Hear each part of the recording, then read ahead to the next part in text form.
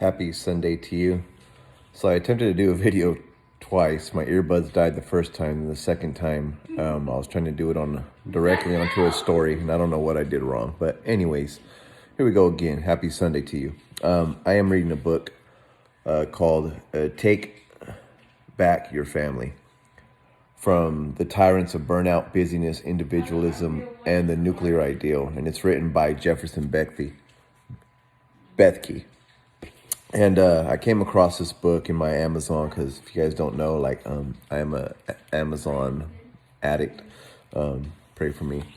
So as I was reading through my Amazon, I came across this book and just really spoke to the direction that I feel in my heart when it comes to my family and how I'm just kind of thinking about my future, my career, my job, how we spend our time. And, I want to make sure that I'm doing this thing called family right. Whether I do it right or not, I don't know. The fruit will come and we'll be able to tell.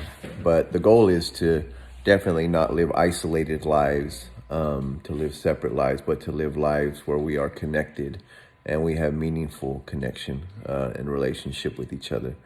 And that we don't do life alone, even though we're all under the same house. So I want to read something to you that was really interesting to me. And this is what it says. And it's talking about the nuclear family. It says, did you know America is by definition and according to statistics one of the worst places to raise a family in the developed world? In the article, The Best Countries to Raise a Family in 2020, researchers looked at 35 of the world's developed countries and analyzed 6 factors along the lines of safety, happiness, cost, education, time, and health. They then ranked them and gave a typical school system score to each. And only 2 countries of the 35 were given an F, the United States and Mexico. The USA, the land of the free and home of the brave, the place where all your dreams can come true, and on every single metric, we were at the bottom. Families in the U.S. are less educated, spend less time with their kids. Americans are born workaholics, are we not? Are less safe and have less money. In every category, America is one of the costliest places to have children. In fact, the study was so shocking and revealing about the true nature of family in the U.S.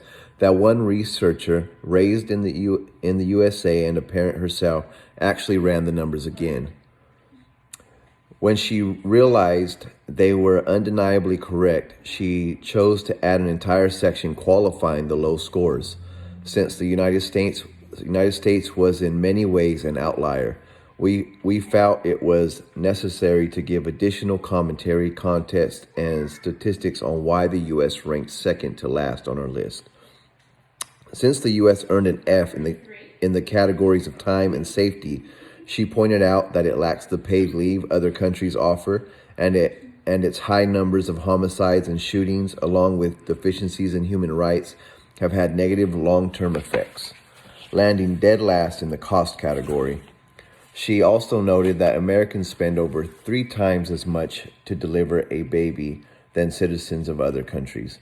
And then we spend 23% of our annual household income on child care. Our families are not safe. We have no time for each other. We are unhappy and unhealthy. That's what the data shows. And that whole multi-generational thing, ? I think the silent killer is what our families are doing to our elderly. We in the West invented an entire industry called nursing homes to do what most people in history did within their own family. We don't like to say it, but to us, elderly people are dispensable.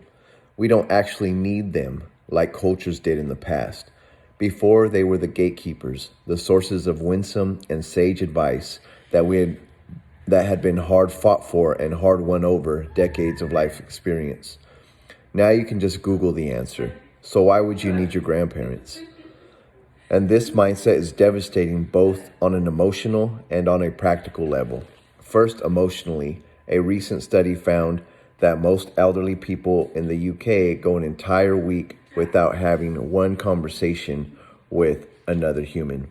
He's talking about the U.S. I don't know. I went to UK. Anyways, who knew that the next time a guard at a prison wants to give an inmate solitary confinement, he could just send them out in Western society? And then many places like Japan and others are paying people to have more children because they are finding that there are not enough people to take care of the elderly, and the state simply can't do it by itself without imploding financially. I love how the psalmist reflects on the same truth, noting in Psalm 68:6 that Yahweh sets the lonely in families, not nursing homes, not in front of a screen, not among their peers. The place God has for lonely and isolated people, a family. And that can be actual family, or if we've been failed there, it can be an adoptive family or a church family, but a place of multi-generational diversity committed to one another and a place to rest and to be known. The nuclear family ideal is an experiment that absolutely needs to be declared bankrupt. It's failing and it's over. But let's reflect on the very specific truths of the experiment. The Western family ideal operates on two universal laws, spoken or otherwise assumed. Number one, I am, for my success, feelings, and trajectory are the most important thing, not my family. Essentially, I am more important than the family. And number two, anything that imposes limits on me at my expense is inherently wrong. And while Western families are not printing out these two laws, framing them, and pledging allegiance to them every morning at breakfast, the contagion in the air suddenly has infected us all. Like gravity, it's invisible, and we don't think about it too much, but it's all around us and affects us greatly.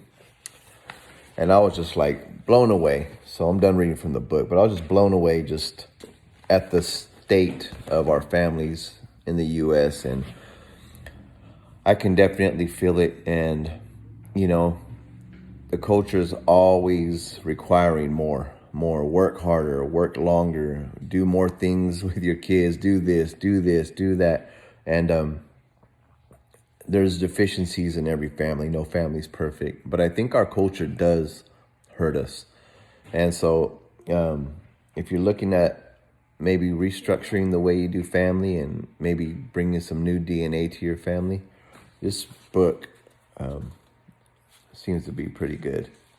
And give it a shout out. If you guys have any comments or anything, like, let me know what you think. What's the state of family?